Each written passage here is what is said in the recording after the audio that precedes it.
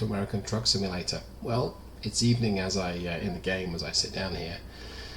We have just arrived at Bushnell Farms and we are taking a load of cattle, but we're going to be taking those tomorrow morning because this is the, I may have got the name wrong, this is the Wilson cattle truck.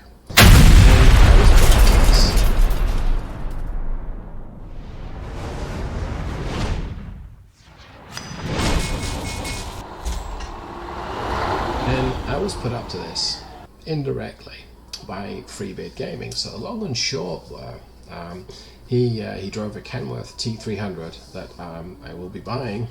There's a time zone difference between, I believe, myself. It wasn't me.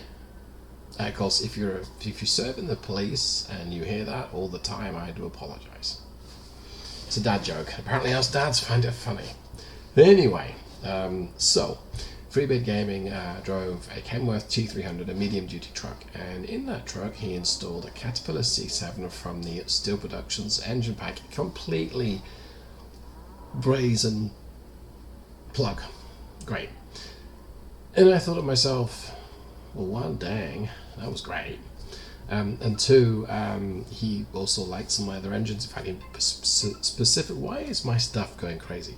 He specifically mentioned the Cummins QSX19, an engine that is a updated of sorts version of the classic Cummins KT, which I do have a definition for, and I'm still working on that one slowly, but it's kind of hard for me to progress that one. Anyway, moving swiftly onwards. Today we are in a Mack R. Yes, I know, as have my last 55 videos being Mack R's, but bear with me. This Mack R is a little different. Well, it's red for one, and it's an agriculture Mack R. And if you love your Macks, and you may have noticed this silver bulldog on the nose, you may think it's not got a purebred powertrain, and that is correct. This is a Detroit diesel 6V92 series under the hood. It's a 1974. It's the 320 horsepower version. What's the torque on that? A note down, 890 foot-pounds. So it's a itty bitty torque. And an Allison 740D automatic transmission. Yes, I know it's an automatic, and it's a 4-speed at that. But that's how a lot of truckers like to roll when they've got livestock on board. You may have also noticed I'm using the twin intake air filter. I should have corrected that to a single one. That's what Mack used for the some of their engines. The 300 plus engines, I believe, had those in the early 80s. That was the Mack's charge cooler or air-to-air intercooler. I didn't change it, my bad. Anyway, today we are taking 66,000 pounds, or tomorrow morning I believe, of livestock, of cattle. Let's go ahead and get the McDonald's loaded. Here we go. Okay, and there we are. Now please imagine some moo sounds coming from the trailer. Alright. Let's go ahead and start the engine. We have our Spanish navigation system today, because who doesn't like a bit of Spanish navigation? And it's early in the morning, and the reason why I've set this up is that you don't carry livestock overnight. Let's jump back in the cabin and check everything works. I'm sure everything will. Yeah, this is going to work. Dun, dun, dun. Yeah, that's good. A little car horn there. Bit of an air horn. Right, now I have no idea how well this laden truck is going to work with the DD6V92. And I chose the 320 horsepower one for a reason. There are two smaller 1974, two less powerful 1974 engines. The Detroit diesel 6V92 really struggles with torque anyway. And even though we have a torque converter in this transmission, which is going to help us quite a bit today, I really wanted to give this the best chance, and so far, so good. What's our actual cargo? 138 pounds. So that's a lot of moo cow. It's a lot to get moving. Bovine worry. I'll stop the bull joke soon. Maybe. So I'm gonna just gently ease up here. This must be some kind of well, this is an access road. It's a hidden road. It's gonna ease out here. Switch to an external view. And so far it's coping fine, but then I would expect it to, because it's not exactly working hard. And this is going to need lots of revs to perform, just like the C7, just like the ISB engines, which are now available for the Mack R. So 1700 revs, 1800 revs, 19. Okay, it changed up at 19 to 1100 revs, and that is probably a little low down in the rev range, but we weren't climbing a hill, we are now, so that might be okay. Right, now we really are climbing a hill. I'm losing speed already, so I'm giving it more and more power. And I think my oil might be up to temperature. Let's just check that. Fuel's just over half. Yeah, so my engine is up to temperature. I'm not going to damage it by working it particularly hard. But all the same, it feels a bit wrong to be giving it lots of power just to climb a hill at 15 miles an hour. So the beauty of an automatic with a torque converter are that it can give you that boost of torque effectively in the lower gears. The disadvantage are you've only got 4 of them, only 4 gears. Now, some of the Mack engines, the Mack C9s, will work great with 5 gears. She thinks she's saying turn left. I mean, it looks clear, I can see. I'm sure it's fine. I'm just going to switch to the external camera view. Okay, that looks good. Alright, let's go. Let's move on out. Okay, fitting in a bit more power. I want to try and be as smooth as I can for the locales, and that's the reason why you choose an automatic. Allison called it power shift.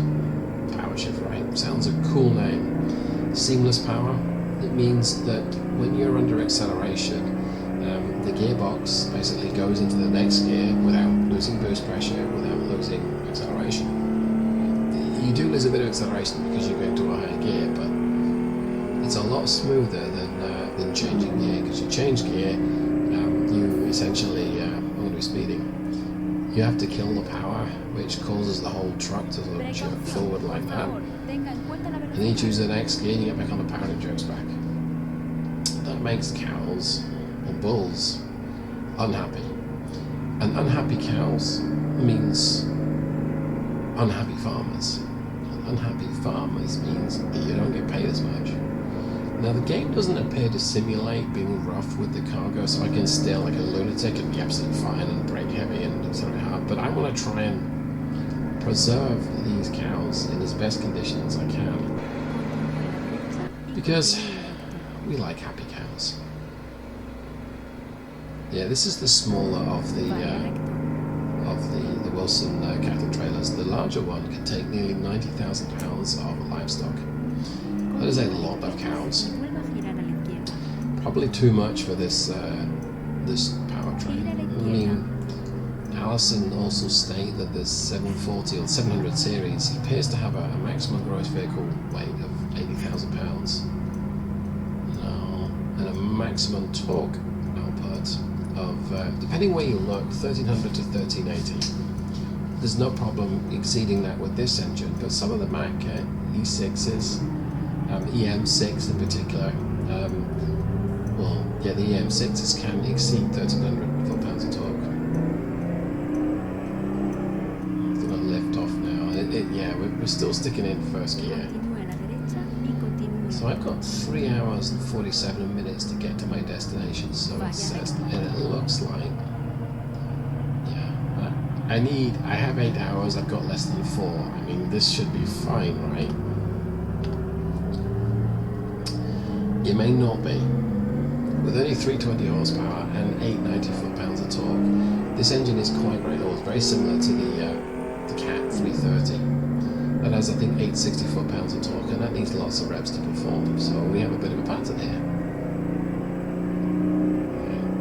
I'm going to just activate cruise, get it up to 25.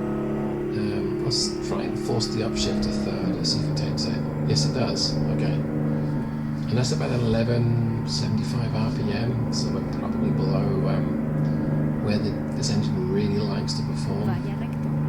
I'll hand wave. it's got a bit of torque converter input here. Maybe. But energy has to come from somewhere.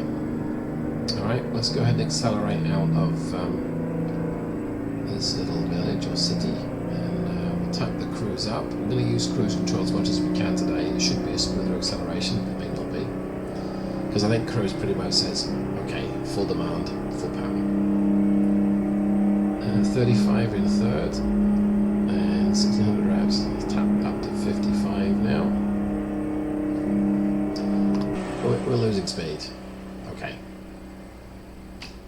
Let's just enjoy that wonderful screaming Jimmy sound effect, shall we?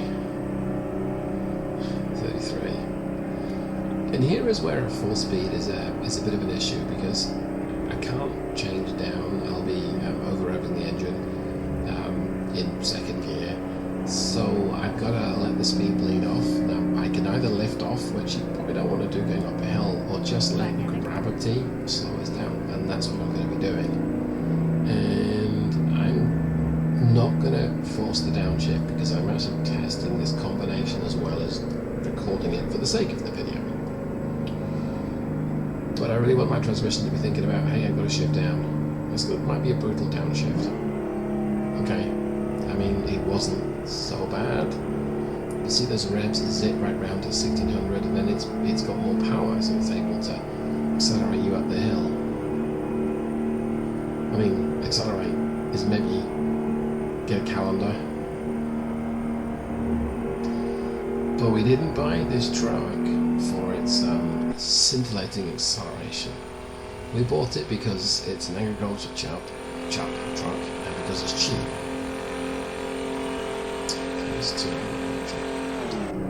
I'm sorry, I'm holding everyone up behind me. Okay. Now, automatics, or proper automatics, have a bit of a bad rap in the trucking circles, or at least that I see. And some of that might be because you've got your manuals with your shift power. You shift them yourself, you have a clutch pedal.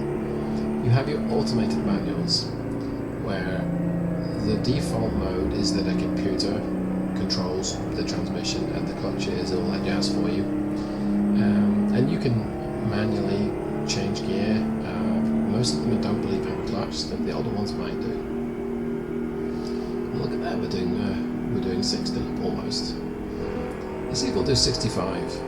I think it's governed about 63. Yeah, pretty much.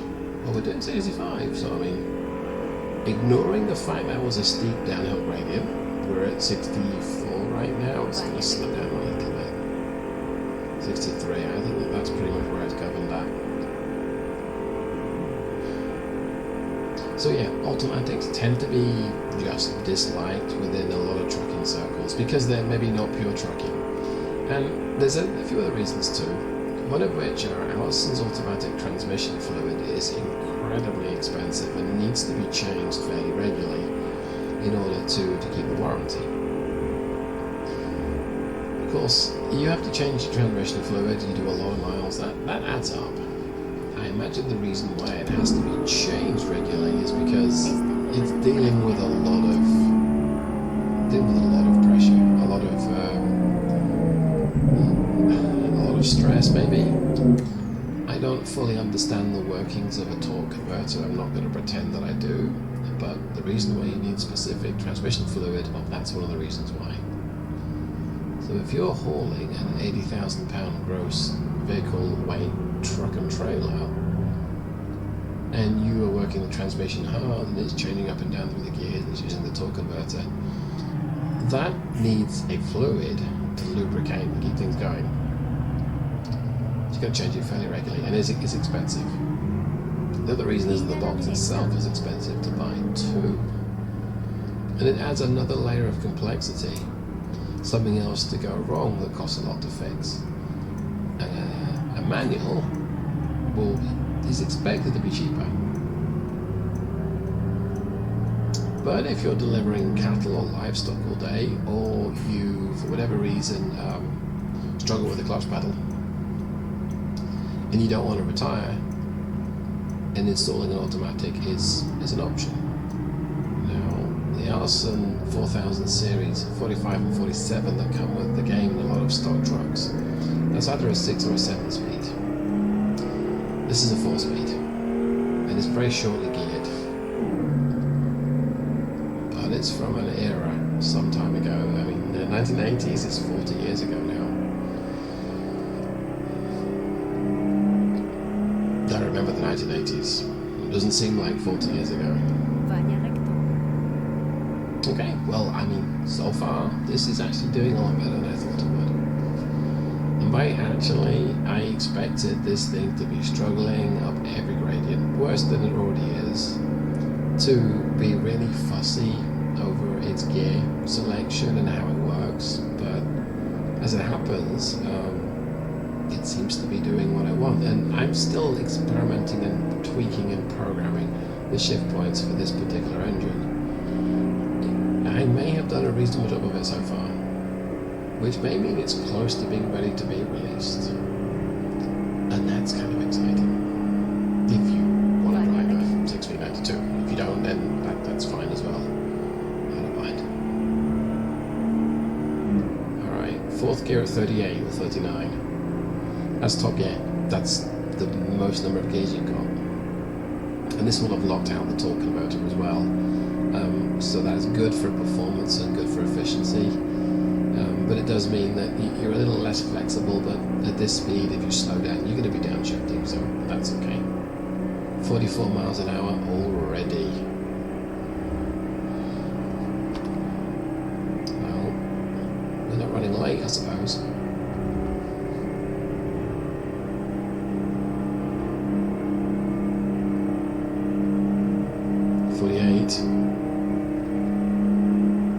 Trying to be smooth here and I'm failing. I went with the medium length chassis today, so not the longer one that was in Tuesday's video this week. The longer the chassis, the more stable the truck tends to be. It doesn't dart around so much when you give it some steering input, but the harder that it is to maneuver. Now the short wheelbase Mack R, it is like a cab over. It's tiny, and that's a good thing and a bad thing. It feels very agile. Feels very maneuverable, especially on a tight city streets or backing into a space. But it can be a little harder because it can turn so quickly. And I am not the most proficient at reversing a truck, let me just say. And if you've subscribed and watched my channel, as maybe you could think about doing, you'll know that. I mean, I'm the reason why OpenShot Video Editor created the fast forward section, right? Because who wants to watch 25 minutes of me shunting the truck backwards and forwards to get into a spot that you could put an ocean liner into? But not, it would seem. I came right up in 900. Oh, on the brake. I'm going to pull in front of this car. Should have checked left first. Not very responsible way of driving there, I should really have stopped. Right, well I'm going to go ahead and pause the video or go ahead and skip forward. So I'm going to save everyone from seeing me embarrass myself through losing speed on every gradient, and I'll be back when we reach the destination. I'll see you in a bit. Welcome back. We are comfortably cruising along at about 55. Okay, 52, my bad. We're actually still on the way up to 55 from I think the last time I'm really kidding. So we're only 20 minutes out from our destination, give or take. 20 game minutes, so just a minute or two in real time. And this has been a fairly uneventful trip. I am very happy with how the engine has performed. I didn't expect it to be so compliant with a 4-speed automatic. I fully expected it to, like I say, just steering, just not work very well. I'm not killing the cruise control because we're coming up to our destination. Yeah, I fully expected it to, I don't want to say suck, but just not work so well.